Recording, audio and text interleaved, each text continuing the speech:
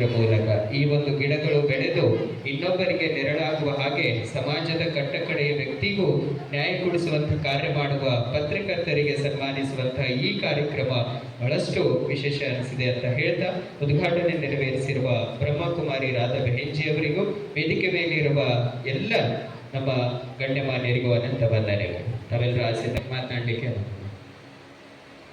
Doctor Gavi Siddappa expert.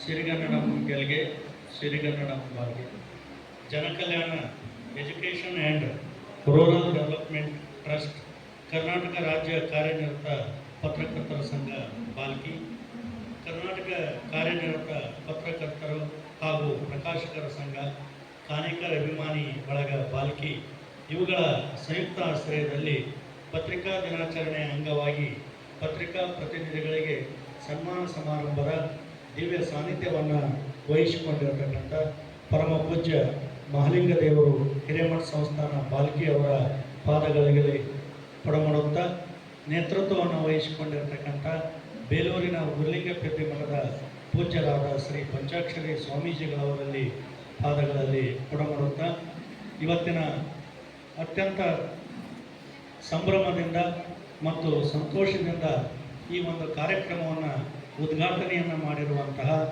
ರಾಜಯೋಗ ಕೇಂದ್ರ ಬಾಲ್ಕಿಯ ಸಂಚಾಲಕರಾದ ಬ್ರಹ್ಮಕುಮಾರಿ ರಾಧಾ ಬೆಹೆಂಜಿ ಅವರೇ, ಅಧ್ಯಕ್ಷತೆಯನ್ನು ವಹಿಸಿಕೊಂಡಿರತಕ್ಕಂಥ ನನ್ನ ಆತ್ಮೀಯರು, ಜನಕಲ್ಯಾಣ ಎಜುಕೇಷನ್ ಆ್ಯಂಡ್ ರೂರಲ್ ಡೆವಲಪ್ಮೆಂಟ್ ಟ್ರಸ್ಟ್ನ ಅಧ್ಯಕ್ಷರಾದ ಶ್ರೀ ಸುರೇಶ್ ಎಸ್ ಕಾನೇಕರ್ ಅವರೇ, ಮುಖ್ಯ ಅತಿಥಿಗಳಾಗಿ ಆಗಮಿಸಿರ್ತಕ್ಕಂಥ ನಮ್ಮ ತಾಲೂಕಾ ದಂಡಾಧಿಕಾರಿಗಳಾದ ಶ್ರೀ ಮಲ್ಲಿಕಾರ್ಜುನ್ ವಡಕೇರಿ ಸರ್ ಅವರೇ, CPI ಅವರಾಗಿರ್ತಕ್ಕಂಥ P ಅಂಬರೀಷ್ ಅವರೇ ಮತ್ತು ARTO ಆಗಿರ್ತಕ್ಕಂಥ ಜಾಫರ್ ಅವರೇ, ಇವತ್ತಿನ ವಿಶೇಷ ಸನ್ಮಾನಕ್ಕೆ ಭಾಜನರಾಗಿರ್ತಕ್ಕಂಥ ಮತ್ತು ಆತ್ಮೀಯರಾಗಿರ್ತಕ್ಕಂಥ ಡಾಕ್ಟರ್ ಸಂಜಯ್ ಎಸ್ ಕಾನೇಕರ್ ಅವರೇ, ಈ ಒಂದು ಕಾರ್ಯಕ್ರಮದಲ್ಲಿ ಸ್ವಾಗತ ಮತ್ತು ಪ್ರಾಸ್ತಾವಿಕವನ್ನು ನುಡಿಯನ್ನು ಆಡಿರ್ತಕ್ಕಂಥ ಮತ್ತು ಕರ್ನಾಟಕ ರಾಜ್ಯ ಕಾರ್ಯನಿರತ ಪತ್ರಕರ್ತರ ಸಂಘದ ತಾಲೂಕಾ ಅಧ್ಯಕ್ಷರಾದ ಜಯರಾಜ್ ದಾಪ್ಶೆಟ್ಟಿ ಅವರೇ, ಪ್ರಧಾನ ಕಾರ್ಯದರ್ಶಿಗಳಾದ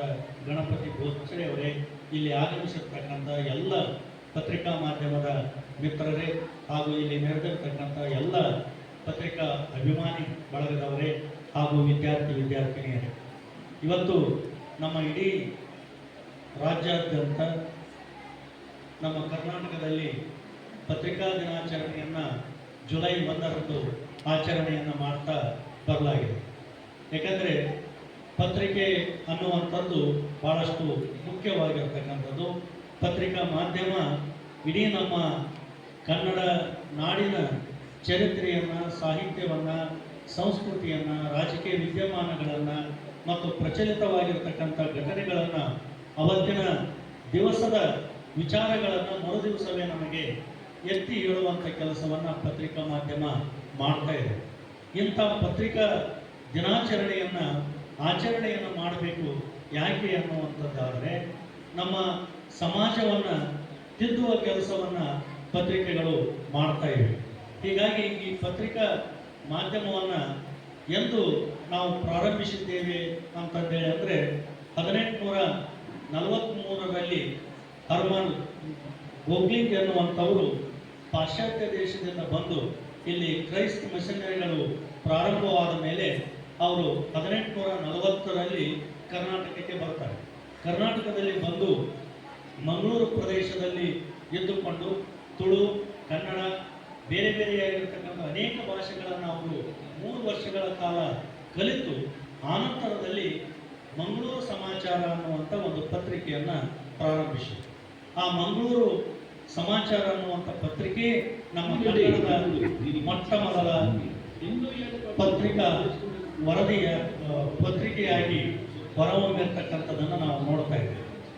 ಅಂದರೆ ಇಡೀ ನಮ್ಮ ಕನ್ನಡ ನಾಡಿನಲ್ಲಿ ಕನ್ನಡದಲ್ಲಿ ಅತ್ಯಂತ ಜನಪ್ರಿಯವಾಗಿರ್ತಕ್ಕಂಥ ಪತ್ರಿಕೆಯಾಗಿ ಅಲ್ಲಿ ಹೊರಬಂದಿರತಕ್ಕಂಥದ್ದನ್ನು ನಾವು ನೋಡಿದಾಗ, ಒಂದು ಕ್ರೈಸ್ತ ಪಾದ್ರಿಗಳು, ಕ್ರೈಸ್ತ ಮಿಷನರಿಗಳು ಬಂದ ಮೇಲೆ ನಮ್ಮ ಭಾಗದಲ್ಲಿ ಕನ್ನಡ ನಾಡಿನಲ್ಲಿ ಸಾಹಿತ್ಯ ಸಂಸ್ಕೃತಿ ಎನ್ನುವುದಕ್ಕೆ ಒಂದು ಅನಾವರಣವನ್ನು ಮಾಡಲಿಕ್ಕೆ ಮುಖ್ಯ ಆಧಾರ ಸ್ತಂಭಗಳು ಆಗಿರತಕ್ಕಂಥದ್ದನ್ನು ನಾವು ನೋಡ್ತೀವಿ.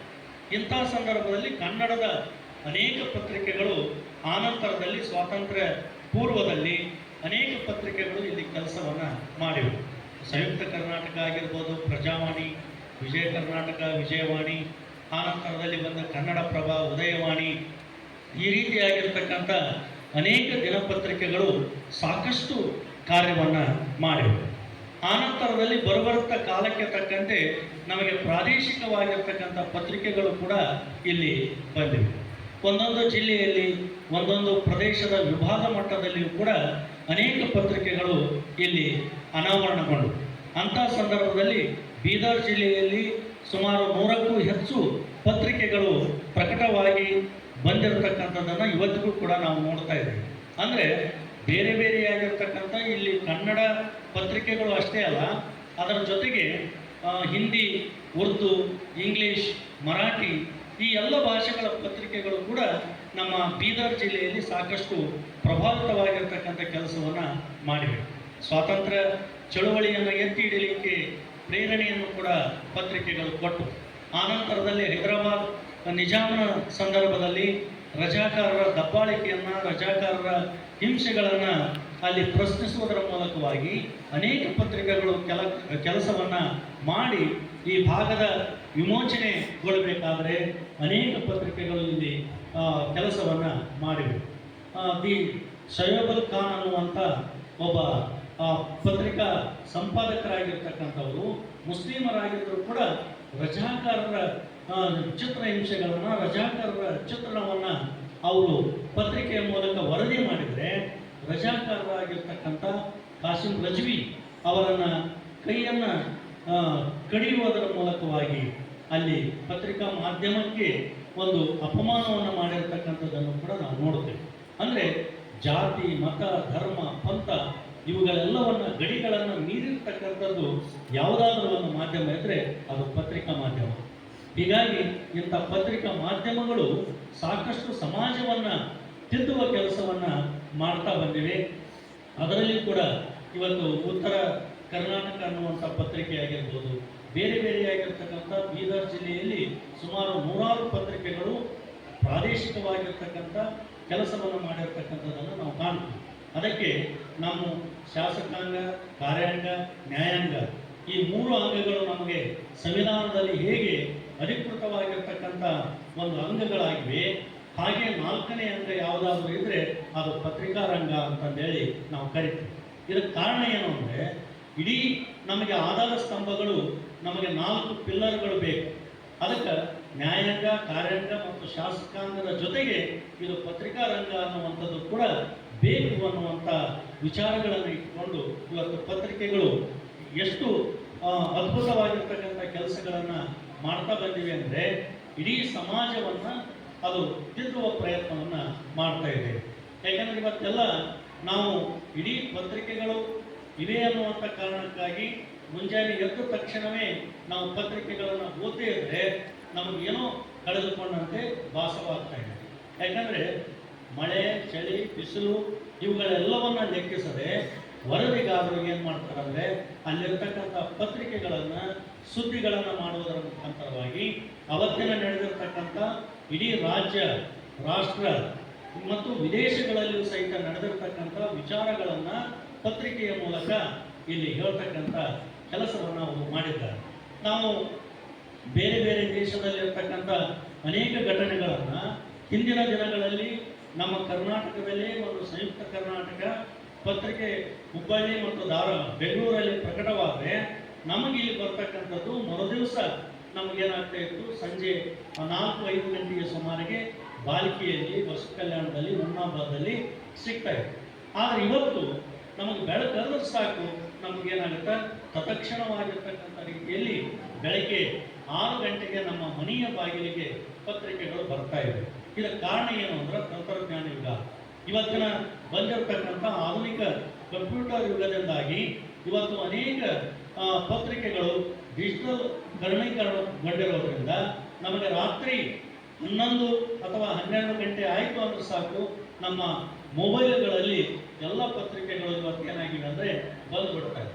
ಅಂದರೆ ಇಡೀ ವಿಷಯಗಳನ್ನು ನಾವು ಆಗಿಂದಾಗಲೇ ನಾವು ಪತ್ರಿಕೆಗಳನ್ನು ಓದುವ ಒಂದು ವಿಷಯಗಳು ಅಲ್ಲಿ ನಡೀತಾ ಇವೆ.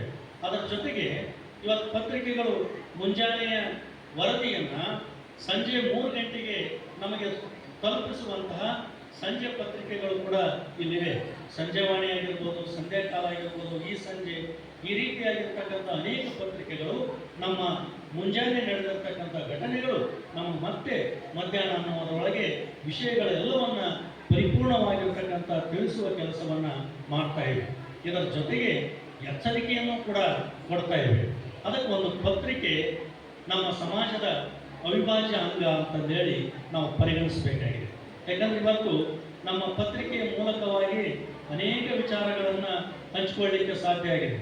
ಇವತ್ತು ರಾಜಕೀಯ ವಿಚಾರಗಳನ್ನು ಒಂದು ಕಡೆಗೆ ಕೊಡ್ತಾ ಇದ್ದಾರೆ, ಕಾನೂನಿನ ವಿಚಾರಗಳನ್ನು ಮತ್ತೊಂದು ಕಡೆಗೆ ಕೊಡ್ತಾ ಇದ್ದಾರೆ, ಸಾಮಾಜಿಕವಾಗಿರ್ತಕ್ಕಂಥ ಪ್ರಚಲಿತವಾಗಿರ್ತಕ್ಕಂಥ ಘಟನೆಗಳನ್ನು ಕೊಡ್ತಾ ಇದ್ದಾರೆ. ಅದರ ಜೊತೆಯಾಗಿ ನಮಗೆ ಬೇಕಾಗಿರ್ತಕ್ಕಂಥ ಅಂಕಣಗಳು, ವಾಚಕರ ವಾಣಿ, ಇವತ್ತು ನಮ್ಮ ಸಮಸ್ಯೆಗಳನ್ನು ಹಂಚಿಕೊಳ್ಳಿಕ್ಕೆ ವಾಚಕರ ವಾಣಿ ಅನ್ನುವಂಥ ಒಂದು ವಿಭಾಗವು ಕೂಡ ಅಲ್ಲಿರೋದ್ರಿಂದ ಅವುಗಳು ಇವತ್ತೇನಾಗ್ಯಾವ ಅಂದರೆ ಇವತ್ತಿನ ನಮ್ಮ ಸಮಸ್ಯೆಗಳನ್ನು ನಾವು ಸ್ಪಂದನೆಯನ್ನು ಮಾಡಲಿಕ್ಕೆ ವಾಚಕರ ವಾಣಿಗಳು ಅತ್ಯಂತ ಮುಖ್ಯವಾಗಿವೆ. ಈ ವಾಚಕರ ವಾಣಿಯಲ್ಲಿ ಪತ್ರ ಬರೆಯುವುದರ ಮೂಲಕವಾಗಿ ಮತ್ತು ಸಮಸ್ಯೆಗಳನ್ನು ಎತ್ತಿ ಹಿಡಿಯುವುದರ ಮೂಲಕವಾಗಿ ಅನೇಕರು ವರದಿಗಾರರಾಗಿದ್ದಾರೆ, ಕವಿಗಳಾಗಿದ್ದಾರೆ, ಸಾಹಿತಿಗಳಾಗಿದ್ದಾರೆ. ಇದರ ಜೊತೆಗೆ ಇನ್ನೊಂದು ಮುಖ್ಯವಾಗಿರ್ತಕ್ಕಂಥದ್ದು ಏನು ಅಂದರೆ ಸಂಪಾದಕೀಯ. ಈ ಸಂಪಾದಕೀಯದಲ್ಲಿ ಇಡೀ ಅವತ್ತಿನ ಪತ್ರಿಕೆಯ ಧೋರಣೆ ಏನಾಗಿದೆ ಅನ್ನುವುದನ್ನು ಸಂಪಾದಕೀಯದಲ್ಲಿ ಹೇಳುವಂಥ ಕೆಲಸವನ್ನು ಕೂಡ ಇಲ್ಲಿ ಮಾಡಲಾಗಿದೆ. ಈ ರೀತಿಯಾಗಿರ್ತಕ್ಕಂಥ ಮತ್ತು ರವಿವಾರ ಬಂತು ಅಂದರೆ ಭಾನುವಾರ ಅವತ್ತಿನ ದಿವಸದಲ್ಲಿ ಸಾಪ್ತಾಹಿಕ ಪುರವಣಿಗಳು ಬರ್ತಾ ಇವೆ. ಅಲ್ಲಿ ಕತೆ, ಕವನ, ಚಿತ್ರ, ಪದಬಂಧ, ಈ ರೀತಿಯಾಗಿರ್ತಕ್ಕಂಥ ಎಲ್ಲ ಪ್ರಚಲಿತವಾಗಿರ್ತಕ್ಕಂಥ ಅನೇಕ ಸಾಹಿತ್ಯ ಸಾಂಸ್ಕೃತಿಕ ಲೋಕವನ್ನು ಪರಿಚಯಿಸುವಂಥ ಕೆಲಸವನ್ನು ಕೂಡ ಪತ್ರಿಕೆಗಳು ಮಾಡಿವೆ. ಹಾಗಾದರೆ ಇವತ್ತು ಯಾರೋ ಒಂದು ಪ್ರಶಸ್ತಿಯನ್ನು ಇವತ್ತು ನಮ್ಮ ಡಾಕ್ಟರ್ ಸಂಜಯ್ ಎಸ್ ಕಾನೇಕರ್ ಅವರು ಕರ್ನಾಟಕ ಸರ್ಕಾರದ ರಾಜ್ಯ ಮಟ್ಟದ ಶ್ರೇಷ್ಠ ವೈದ್ಯ ಪ್ರಶಸ್ತಿಯನ್ನು ಪಡೆದುಕೊಂಡು ಅವರು ಬೆಂಗಳೂರಲ್ಲಿ ಹೋಗಿ ಪ್ರಶಸ್ತಿಯನ್ನು ಪಡೆದುಕೊಂಡರು.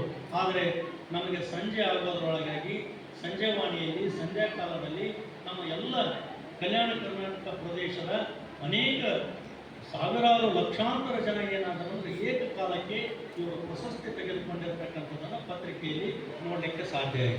ಇದಕ್ಕೆ ಕಾರಣ ಏನು ಅಂದರೆ ಇದು ಪತ್ರಿಕೆ. ಹೀಗಾಗಿರ್ತಕ್ಕಂಥ ಅನೇಕ ಈ ಪತ್ರಿಕೆಗಳು ಇವತ್ತೆಲ್ಲ ಬಂದಿವೆ. ಬೇರೆ ಬೇರೆ ಆಗಿರ್ತಕ್ಕಂಥ ಅನೇಕ ಪತ್ರಿಕೆಗಳು ಕೂಡ ಇಲ್ಲಿ ಸಾಕಷ್ಟು ಬಂದಿರೋದರಿಂದ ಆಧುನಿಕವಾಗಿರ್ತಕ್ಕಂಥ ತಂತ್ರಜ್ಞಾನಕ್ಕೆ ತಕ್ಕಂತೆ ನಮ್ಮ ವೇಗವೂ ಕೂಡ ಅಷ್ಟೇ ಸ್ಪೀಡ್ ಆಗಿರ್ತಕ್ಕಂಥದ್ದನ್ನು ನಾವು ನೋಡ್ತೀವಿ. ಇವತ್ತಿನ ಜಾಗತೀಕರಣ, ಉದಾರೀಕರಣ, ಖಾಸಗೀಕರಣದಿಂದ ನಮ್ಮ ಪತ್ರಿಕೆಗಳು ಒಂದು ಕಡೆಗೆ ಅವಸಾನವನ್ನು ಹೊಂದ್ತಾ ಇವೆ ಅನ್ನುವಂಥದ್ದನ್ನು ನಾವು ನೋಡ್ತೀವಿ. ಯಾಕಂದರೆ ಕಾರ್ಪೊರೇಟ್ ಯುಗದೊಳಗೆ ಇವತ್ತು ಪತ್ರಿಕೆಗಳು ಮತ್ತೆ ತಲೆ ಎತ್ತಿ ನಿಲ್ಲಬೇಕಾದ್ರೆ ಸಾಕಷ್ಟು ಪ್ರಯತ್ನವನ್ನು ಮಾಡಬೇಕಾಗಿದೆ. ರಾಜ್ಯ ಮಟ್ಟದ ಪತ್ರಿಕೆಗಳಲ್ಲಿ ಸಾಕಷ್ಟು ವಿಷಯಗಳನ್ನು ನಾವು ತಿಳ್ಕೊತೀವಿ. ಆದರೆ ಪ್ರಾದೇಶಿಕ ಪತ್ರಿಕೆಗಳಲ್ಲಿ ಕೂಡ ನಮ್ಮ ನಗರದ, ಜಿಲ್ಲೆಯ ಸಮಸ್ಯೆಗಳನ್ನು, ಕುಂದುಕೊರತೆಗಳನ್ನು, ನಮಗೆ ಬೇಕಾಗಿರ್ತಕ್ಕಂಥ ಅಭಿವೃದ್ಧಿಯ ಕೆಲಸ ಕಾರ್ಯಗಳನ್ನು ಪತ್ರಿಕೆಗಳು ನಮ್ಗೆ ತಿಳಿಸ್ತವೆ. ಆದರೆ ಇವತ್ತಿನ ಈ ಕಾರ್ಪೊರೇಟ್ ಯುಗದಲ್ಲಿ ಸಣ್ಣ ಸಣ್ಣ ಪತ್ರಿಕೆಗಳು ಭಾಳಷ್ಟು ಅವಸಾನದಲ್ಲಿವೆ.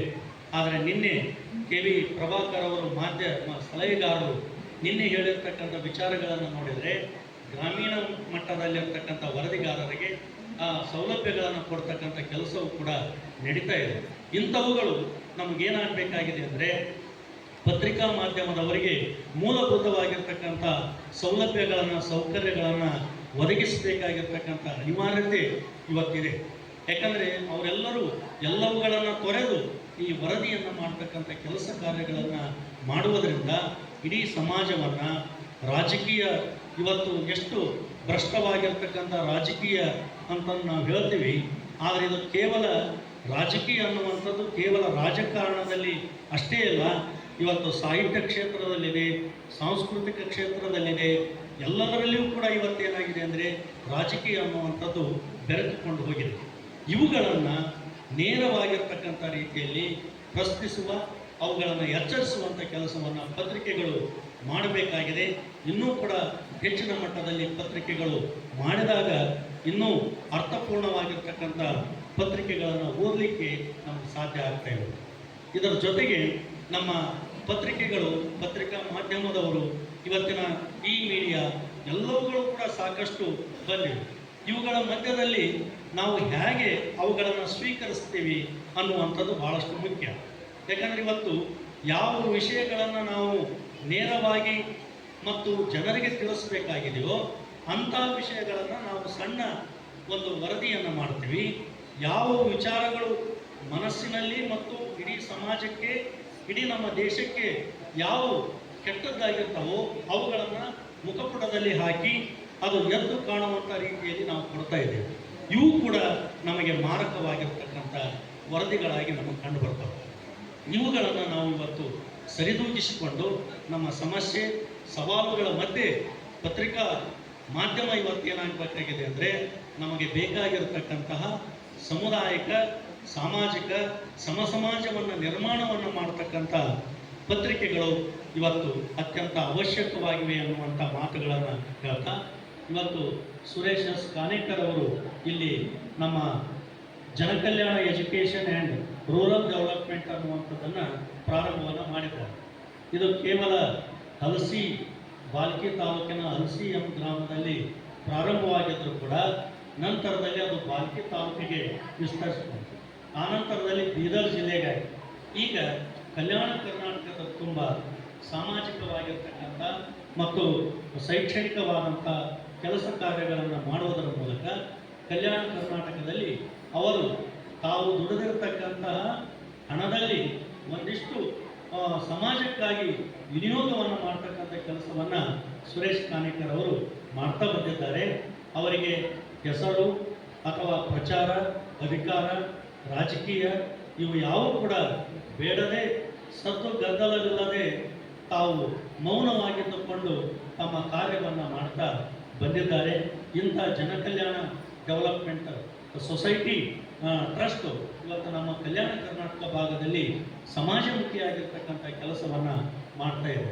ಅದರ ಜೊತೆಗೆ ಇವತ್ತು ಬಾಲ್ಕಿ ತಾಲೂಕಿನ ಸೊಸೆಯಾಗಿರುವ ಮತ್ತು ಬಾಲ್ಕಿ ತಾಲೂಕಿನ ತವರು ಮನೆಯಲ್ಲಿ ಹುಟ್ಟಿರ್ತಕ್ಕಂಥ ಡಾಕ್ಟರ್ ಸಂಧ್ಯಾ ಎಸ್ ಕಾನೇಕರ್ ಅವರು ನಮ್ಮ ದಂತ ವೈದ್ಯರಾಗಿ ಅತ್ಯಂತ ಅವರು ಭಾಳಷ್ಟು ಶ್ರಮವಹಿಸಿ ದಂತ ವೈದ್ಯರಾಗಿ ಹುಬ್ಬಳ್ಳಿ, ಆ ನಂತರದಲ್ಲಿ ಸೊಲ್ಲಾಪುರ, ಕಲಬುರಗಿಯಲ್ಲಿ ಅವರು ಓದಿ ಡಾಕ್ಟರ್ ಎಸ್ ನಿಜಲಿಂಗಪ್ಪ ದಂತ ಮಹಾವಿದ್ಯಾಲಯದಲ್ಲಿ ಕಲಿತು ಮುಂದೆ ಅವರು ಸರ್ಕಾರಿ ಆಸ್ಪತ್ರೆಯಲ್ಲಿ ವೈದ್ಯಾಧಿಕಾರಿಗಳಾಗಿ ಹೆಬ್ಬಾಳು ಮತ್ತು ಶಾಬಾದ್ಗಳಲ್ಲಿ ಅವರು ಸೇವೆಯನ್ನು ಸಲ್ಲಿಸ್ತಾ ಇದ್ದಾರೆ. ಇವರ ಕ್ರಿಯಾಶೀಲತೆಯನ್ನು ಕಂಡುಕೊಂಡಿರ್ತಕ್ಕಂಥ IAS ಅಧಿಕಾರಿಗಳಾಗಿರ್ತಕ್ಕಂಥ ಡಾಕ್ಟರ್ ರಣಧೀರ್ ಅವರು ಇವರ ಕಾರ್ಯವನ್ನು ಕೊಂಡಾಡಿ ಇವರ ಸೇವೆಯನ್ನು ನೋಡಿ ಬಹಳಷ್ಟು ಮೆಚ್ಚಿಕೊಂಡಿದ್ದಾರೆ. ಅದರ ಜೊತೆಗೆ ಇವರನ್ನು ನೋಡಿ NOHP ಅನ್ನುವಂಥ ಜಿಲ್ಲಾ ನೋಡಲ್ ಅಧಿಕಾರಿಯನ್ನಾಗಿ ಕೂಡ ಅವರನ್ನು ನೇಮಿಸಿದ್ದಾರೆ. ಅವರು ಸಮಾಜದ ಜೊತೆಗೆ ಕೆಲಸವನ್ನು ಮಾಡುವುದರ ಜೊತೆಗೆ ಸಾಮಾಜಿಕ ಮತ್ತು ಶೈಕ್ಷಣಿಕ, ಸಾಹಿತ್ಯಿಕ, ಸಾಂಸ್ಕೃತಿಕವಾಗಿರ್ತಕ್ಕಂಥ ಸಹಾಯವನ್ನು ಮಾಡ್ತಾ ಬಂದಿದ್ದಾರೆ. ಇವರೆಲ್ಲ ಸೇವೆಯನ್ನು ಪರಿಗಣಿಸಿ ಕರ್ನಾಟಕ ಸರ್ಕಾರ ಮೊನ್ನೆ ವೈದ್ಯಕೀಯ ದಿನಾಚರಣೆಯ ಸಂದರ್ಭದಲ್ಲಿ ಅವರಿಗೆ ಕರ್ನಾಟಕ ಶ್ರೇಷ್ಠ ವೈದ್ಯಕೀಯ ಪ್ರಶಸ್ತಿಯನ್ನು ನೀಡಿ ಗೌರವಿಸಲಾಗಿದೆ. ಇಂಥ ಸಂದರ್ಭದಲ್ಲಿ ಅವರ ಎಲ್ಲ ಪಟ್ಟು ಸಾಧನೆ, ಅವರು ಎಲ್ಲ ಕೀರ್ತಿ ಬಾಲ್ಕಿ ಮತ್ತು ಬೀದರ್ ಜಿಲ್ಲೆಗೆ ಸಲ್ತದೆ ಅನ್ನುವಂಥ ಮಾತುಗಳನ್ನು ಈ ಸಂದರ್ಭದಲ್ಲಿ ಹೇಳಿ, ಪತ್ರಿಕೆ, ಸಮಾಜ, ವೈದ್ಯಕೀಯ ಇವೆಲ್ಲವೂ ಕೂಡ ಒಂದಕ್ಕೊಂದು ಪೂರಕವಾಗಿರ್ತಕ್ಕಂಥ ಇಂಥ ಕಾರ್ಯಕ್ರಮವನ್ನು ಆಯೋಜನೆಯನ್ನು ಮಾಡಿರ್ತಕ್ಕಂಥ ಎಲ್ಲ ಪತ್ರಿಕಾ ಮಾಧ್ಯಮ ಮಿತ್ರರಿಗೆ ಮತ್ತು ವೇದಿಕೆಯ ಮೇಲೆ ಇರತಕ್ಕಂಥ ಪೂಜ್ಯರಿಗೆ, ಅಧಿಕಾರಿಗಳಿಗೆ ಮತ್ತು ತಮ್ಮೆಲ್ಲರಿಗೆ ವಂದಿಸಿ ನನ್ನೆರಡು ಮಾತುಗಳನ್ನು ಮುಗಿಸ್ತೀನಿ. ನಮಸ್ಕಾರ. ಇವತ್ತಿನ ಈ ಒಂದು ಪತ್ರಿಕಾ ಪ್ರತಿನಿಧಿಗಳ ಸನ್ಮಾನ ಸಮಾರಂಭದಲ್ಲಿ ಒಬ್ಬ ಅನುಭವದ ನುಡಿಗಳನ್ನು ಎಳೆಯಾಗಿ ವಿಶ್ಲೇಷಿತದೊಂದಿಗೆ ಕಾರ್ಯಕ್ರಮದಲ್ಲಿ ಮಾತನಾಡಿರ್ತಕ್ಕಂಥ ನಮ್ಮ ಕಲಬುರಗಿಯ ಹಿರಿಯ ಸಾಹಿತಿಗಳಾಗಿರ್ತಕ್ಕಂಥ ನಮ್ಮ Gavisiddappa doctor Gavisiddappa H Patil sir ಅವರಿಗೆ ಅನಂತ ವಂದನೆಗಳನ್ನು ತಿಳಿಸ್ತಾ, ಆತ್ಮೀಯ ಬಂಧುಗಳೇ, ಇವತ್ತಿನ ಕಾರ್ಯಕ್ರಮಕ್ಕೆ ಆಗಮಿಸಿ